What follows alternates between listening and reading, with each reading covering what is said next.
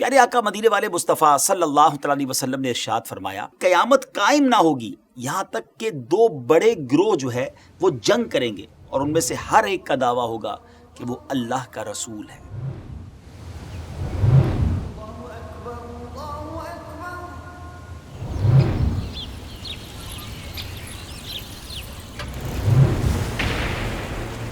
السلام علیکم ورحمۃ اللہ وبرکاتہ۔ ناظرین، ایک بار پھر آپ کو ہماری ویب سیریز قیامت کی نشانیاں میں ویلکم کرتے ہیں۔ ٹاپک جو ہے وہ بڑا امپورٹنٹ بھی ہے مگر it's lengthy, so will include more than one part on that. ہم ایک سے زیادہ جو ہے وہ ایپیسوڈ اس کے لیے بنائیں گے۔ پیارے آقا مدینے والے مصطفیٰ صلی اللہ تعالیٰ علیہ وسلم نے ارشاد فرمایا کہ میری امت میں 30 دجال پیدا ہوں گے، ان میں سے ہر ایک کا یہ دعویٰ ہوگا کہ وہ نبی ہے۔ اور ایک اور روایت میں ہے کہ نبی پاک علیہ الصلوۃ والسلام نے ارشاد فرمایا کہ قیامت قائم نہ ہوگی یہاں تک کہ دو بڑے گروہ جو ہے وہ جنگ کریں گے، اور دونوں کا دعویٰ ایک ہی ہوگا، یعنی دونوں کا ایک ہی کلیم ہوگا، یہاں تک کہ تقریباً 30 دجال اٹھیں گے، اور ان میں سے ہر ایک کا دعویٰ ہوگا کہ وہ اللہ کا رسول ہے۔ استغفر اللہ۔ ناظرین، آج جھوٹے نبیوں پر ہم گفتگو کریں گے کہ ایسے لوگ جنہوں نے نبوت کا جھوٹا دعویٰ کیا۔ یاد رہے ہمارے آقا علیہ الصلوۃ والسلام، ہمارا ایمان ہے کہ وہ آخری نبی ہے، ان کے بعد کوئی نبی جو ہے وہ ظاہر نہیں ہو سکتا۔ ڈیئر ویورز، یہ بھی قیامت کی نشانیوں میں سے ایک نشانی ہے کہ جھوٹے نبی اپیئر ہوں گے، ظاہر ہوں گے، اور آج کی ایپیسوڈ میں انہی جھوٹے نبوت کے دعوے داروں کے بارے میں ہم جانیں گے۔ آئیے اب چلتے ہیں، آپ کو ان جھوٹے نبیوں کے بارے میں کچھ بتاتے ہیں۔ یہاں ایک بات یاد رہے کہ ان جھوٹے جو دعوے دار تھے ان میں سے دو بدبخت ایسے تھے جنہوں نے پیارے آقا علیہ الصلوۃ والسلام کے دور میں ہی نبوت کا دعویٰ کر دیا تھا۔ جی ہاں، یہ وہ دو بدبخت ہیں جن کا آج ہم ذکر کریں گے۔ ایک کا نام مسیلمہ کذاب اور دوسرے کا اسود انسی تھا۔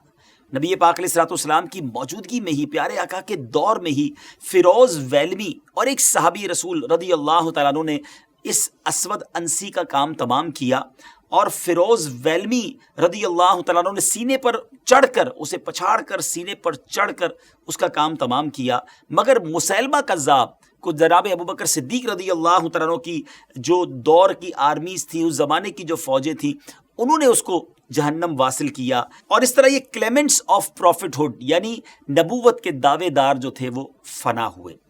سب سے پہلے ہم انہی دونوں کی بات کر لیتے ہیں۔ اسود انسی، یہ شخص بڑا بدبخت تھا، نبوت کا جھوٹا دعوے دار تھا۔ اس کو نبوت کے جھوٹے دعوے سے صحابہ کرام رضی اللہ تعالیٰ عنہ نے روکنے کی بہت کوشش کی۔ سب سے پہلے اس کے اس دعوے کے سامنے آنے کے بعد زؤیب بن کلیب رضی اللہ تعالیٰ عنہ نے یمن کی سرزمین پر، جنہوں نے سب سے پہلے اسلام قبول کیا تھا، انہوں نے اس شخص کو روکا۔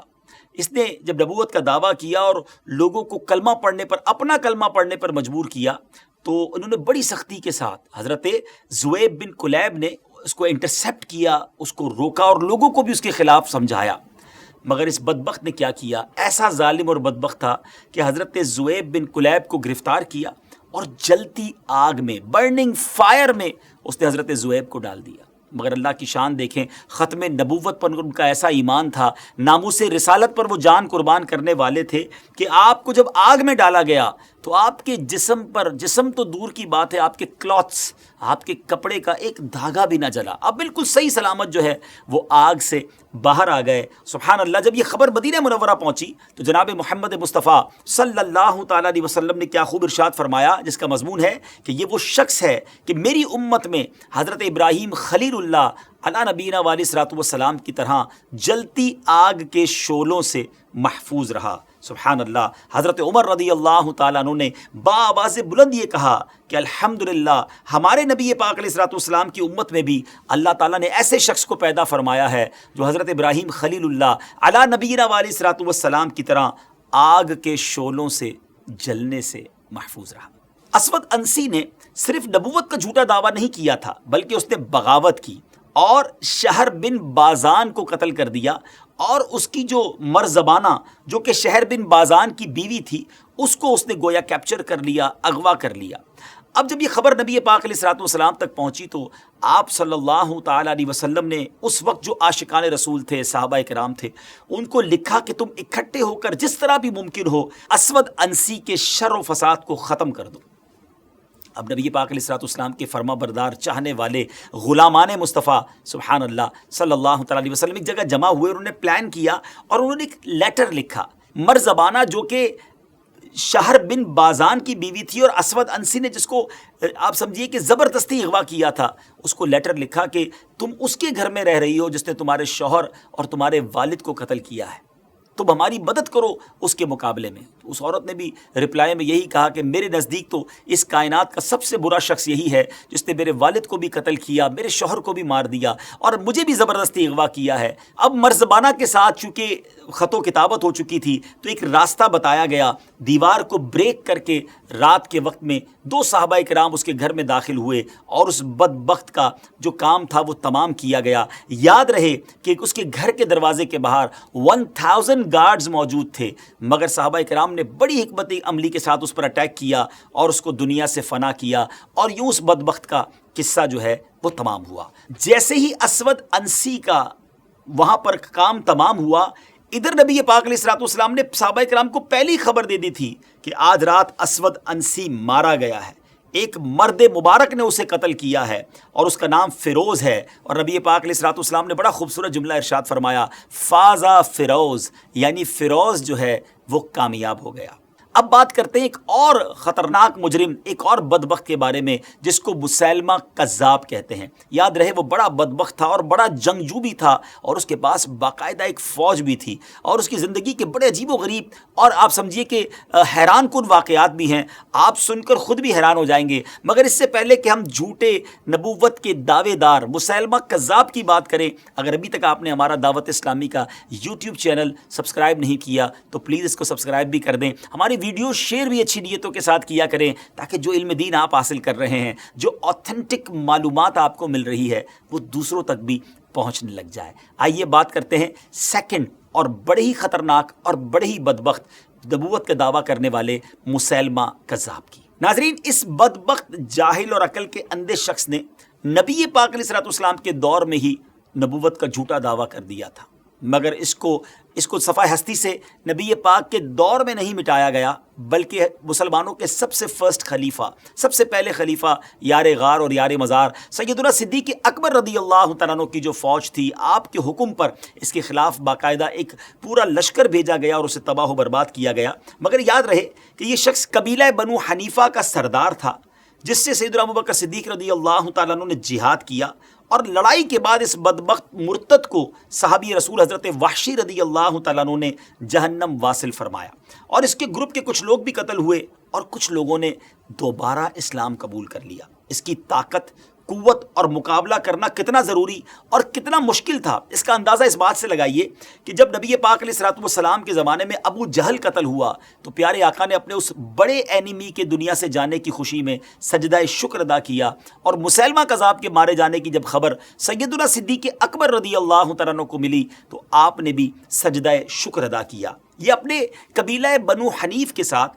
مدینہ منورہ حاضر ہوا۔ یاد رہے کہ پہلے وہ نبی پاک علیہ الصلوۃ والسلام کے پاس حاضر ہو چکا تھا اور آپ پر ایمان بھی لے آیا تھا، مگر ایمان سے پھر کر بعد میں وہ کافر ہو گیا، اور نبی پاک علیہ الصلوۃ والسلام سے کہنے لگا کہ آپ مجھے اپنی نبوت میں پارٹنر بنا لیں، شریک کر لیں۔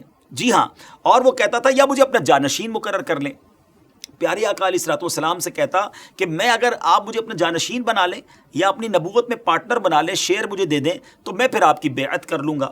اس پر پیارے آقا علیہ الصلوۃ والسلام نے کیا خوب ارشاد فرمایا، اور اس وقت آپ کے ہاتھ میں کھجور کی ایک شاخ تھی، کہ فرمایا اگر تم نبوت میں اس لکڑی کے مطابق بھی حصہ مانگو گے، یعنی لکڑی بھی مجھ سے مانگو گے، تو وہ تمہیں نہیں ملے گی۔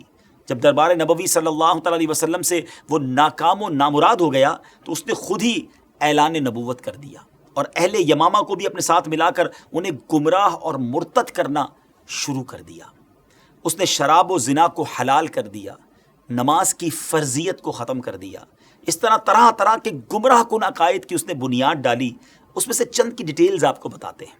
نمبر 1، اس نے یہ اعلان کر دیا کہ کسی سمت، کسی ڈائریکشن کھڑے ہو کر نماز پڑھنا ضروری نہیں ہے، لہٰذا نماز کے وقت جدھر جس کا جی چاہے وہ ادھر منہ کر کے نماز پڑھے، بلکہ کسی سمت رک کر نماز پڑھنا کفر و شرک کی علامت ہے، معاذ اللہ۔ اور کہتا ہے کہ یہ کہا جائے نماز پڑھتے وقت کہ میں بے سمت نماز ادا کر رہا، استغفر اللہ۔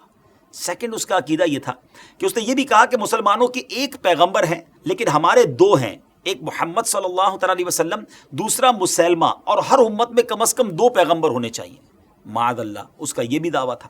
تھرڈ، اس کا عقیدہ یہ تھا کہ وہ اپنے مسیلمہ کے ماننے والوں کو رحمانیہ کہلاتے تھے، اور بسم اللہ الرحمن الرحیم کا معنی یہ کرتے تھے شروع مسیلمہ کے خدا کے نام سے جو مہربان ہے، وغیرہ وغیرہ۔ باطل اور من گھڑت عقائد اس نے نافذ کیے۔ ناظرین، پورے اسلام کا گویا نقشہ ہی بدل کر رکھنے کی اس نے کوشش کی۔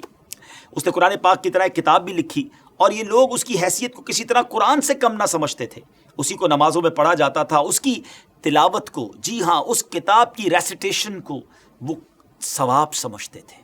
استغفر اللہ۔ مسیلمہ کذاب اس شیطانی کتاب کے علاوہ لوگوں کو گمراہ کرنے کے لیے شعبدے بازی بھی کرتا تھا، اور وہ معجزہ اپنا یہ بتاتا تھا کہ اس نے ایک مرغی کا انڈا لیا اور اس کو سرکے میں ڈال کر، اگر ساری رات انڈے کو سرکے میں رکھا جاتا ہے وہ نرم ہو جاتا ہے، اور اس نے نرم کیا اور ایک چھوٹے سی منہ والی بوٹل میں اس کو ڈال دیا۔ آج کل بچے ایسے کام کرتے ہیں، تو اس زمانے میں اس نے ایسا کیا، اور جب صبح ہوئی تو وہ انڈا سخت ہو گیا۔ اب لوگوں کو بلا کر کہتا ہے بتاؤ کون ہے جو اس طرح کی بوتل میں اتنا بڑا انڈا ڈال سکتا ہے۔ لوگ حیران ہوئے، اور اتنے جس کو آپ کہیں کہ بے وقوف لوگ تھے کہ اس چھوٹی سی بات پر بھی اس کو اپنا نبی ماننے لگے، یا معاذ اللہ اس پر اعتقاد لانا شروع کر دیا۔ لوگ اس کے پاس ایک بچے کو لائے۔ اب ذرا سنیے گا ناظرین، ایک بچے کو مسیلمہ کذاب کے پاس لایا گیا۔ اس نے اپنا ہاتھ بچے کے سر پر پھیرا، تاکہ لوگ کہتے ہیں آپ ہاتھ پھیریں گے تو اسے برکت ملے گی۔ ناظرین، اس کا ہاتھ پھیرنا اس بچے کے لیے ایسی بدبختی بنی کہ وہ بچہ جو ہے وہ گنجا ہی ہو گیا، اس کے بال ہی سارے چلے گئے۔ ایک عورت ایک مرتبہ اس کے پاس آئی کہ ہمارے کھیت سوکھے جا رہے ہیں، کنویں کا پانی کم ہو گیا ہے۔ ہم نے سنا ہے جناب محمد الرسول اللہ صلی اللہ تعالی علیہ وسلم جب اپنے لعاب دہن کو کلی کرتے تھے پانی میں، تو سبحان اللہ پانی ابلنے لگتا تھا، آپ بھی دعا کر دیں۔ اس کذاب نے اپنے جو مشورہ دینے والا تھا، مشیر خاص تھا، اس سے مشورہ کیا، اور اس نے بھی کنویں میں جا کر کلی کر دی۔ استغفر اللہ۔ ناظرین، اس کے گندے لعاب کی نحوست سے سارے کنویں کا پانی سوکھ گیا۔ ایک طرف میرے آقا کا لعاب دہن، اور ایک طرف اس بدبخت کی تھوک جس سے پورے کنویں کا پانی جو ہے وہ ختم ہی ہو گیا۔ ایک مرتبہ اس کذاب نے سنا کہ نبی پاک علیہ الصلوۃ والسلام نے مولا علی شیر خدا کرم اللہ تعالی وجہ الکریم کی آنکھوں پر اپنا لعاب دہن لگایا تو ان کی آنکھیں ٹھیک ہو گئیں۔ سبحان اللہ۔ تو اب اس شخص نے کیا کیا، مریضوں کی آنکھوں میں تھوک اپنا لگایا۔ اس کے تھوک کی نحوست یہ ہوئی کہ وہ جس بد نصیب کو تھوک لگاتا وہ اندھا ہی ہو جاتا تھا۔ ناظرین، اتنے سارے کام الٹے پڑ گئے، نہ اس کو عقل آئی نہ اس کے ساتھیوں کو عقل آئی۔ کہتے ہیں نا بے وقوف لوگ ہر جگہ ہی ہوتے ہیں، تو اس کو بھی چند رفقا ملے ہوئے تھے اور وہ انہی کے اندر ان چیزوں کو کرنے لگ گیا تھا۔ ایک عقیدت مند نے آ کر کہا کہ میرے بہت سے بچے بڑھ چکے ہیں، صرف 2 لڑکے باقی ہیں، آپ ان کی درازی عمر کی دعا کریں۔ اس نے دعا کی کذاب نے، اور کہتا ہے کہ جاؤ تمہارے چھوٹے بچے کی عمر 40 سال ہوگی۔ یہ شخص خوشی خوشی گھر گیا، اور جب گھر گیا تو ایک غمناک خبر اس کے لیے منتظر تھی کہ اس کے ایک لڑکے کو بھیڑیے نے چیڑ پھاڑ ڈالا تھا اور دوسرا کنویں میں گر کر ہلاک ہو گیا۔ عجیب لوگ تھے، کیسے بے وقوف لوگ تھے، اس کے سب کے سامنے یہ باتیں ہو رہی تھیں، مگر پھر بھی آنکھوں پر پردے تھے اور لگتا تھا کہ دلوں پر مہر تھی۔ بہرحال مسلمانوں کے پہلے خلیفہ حضرت ابوبکر صدیق رضی اللہ تعالیٰ عنہ، حضرت خالد بن ولید رضی اللہ تعالیٰ عنہ کو 24,000 کے لشکر کے ساتھ انہوں نے بھیجا۔ ان کے آرڈر تھا حضرت خالد بن ولید رضی اللہ تعالیٰ عنہ کو، وہ 24,000 کا لشکر لے کر مسیلمہ کذاب کے مقابلے کو گئے، اس فتنے کو مٹانے کے لیے گئے۔ مسلمانوں کے سامنے جو لشکر تھا وہ 40,000 کا تھا۔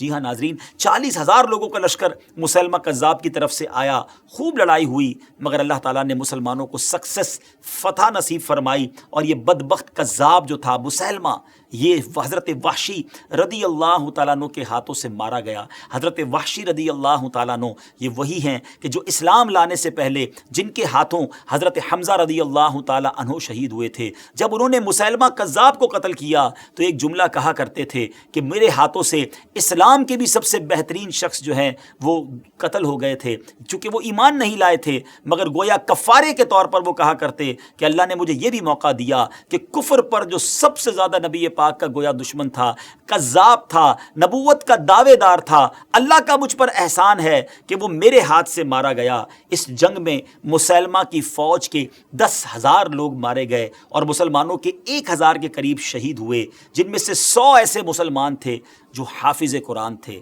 اس کے بعد صحابہ کرام نے گویا ایک میٹنگ کی کہ اگر اسی تیزی سے حفاظ قرآن کے جو ہیں حافظ قرآن دنیا سے چلے گئے تو اس وقت تک قرآن پرنٹڈ فارم میں نہیں تھا، قرآن لوگوں کے سینوں میں محفوظ تھا یا پتوں پر، لکڑیوں پر یا ہڈیوں پر لکھا ہوا تھا. صحابہ کرام نے اس کے بعد ڈیسائیڈ کیا کہ قرآن پاک کو باقاعدہ جمع کر لیا جائے، بکلیٹ کی صورت میں بنا دیا جائے تاکہ آنے والی نسلوں تک قرآن باقی رہے. تو اس کے بعد قرآن کی جو یوں سمجھیے کہ جمع ہونے پر کام شروع ہوا اور آج ہمارے سامنے قرآن الحمدللہ ایک شاندار فارم میں موجود ہے. بہرحال ڈیئر ویورز، یہ تھا ان دونوں بد نصیبوں کا ڈیٹا اور ان کے بارے میں کچھ معلومات. اگلے پروگرام میں ہم کچھ اور ایسے بدبختوں کا، جھوٹے نبوت کے دعوے داروں کے بارے میں آپ کو بتائیں گے. ہمارے یوٹیوب چینل کو سبسکرائب بھی کیجئے. قیامت کی نشانیاں ہمارا ٹاپک ہے اور ہم آپ کو بتاتے چلے جائیں گے کہ کون کون سی نشانیاں ایسی ہیں جو ہو گئی ہیں اور کون سی نشانیاں ایسی ہیں جو ہونا باقی ہیں. فی امان اللہ. السلام علیکم ورحمۃ اللہ وبرکاتہ.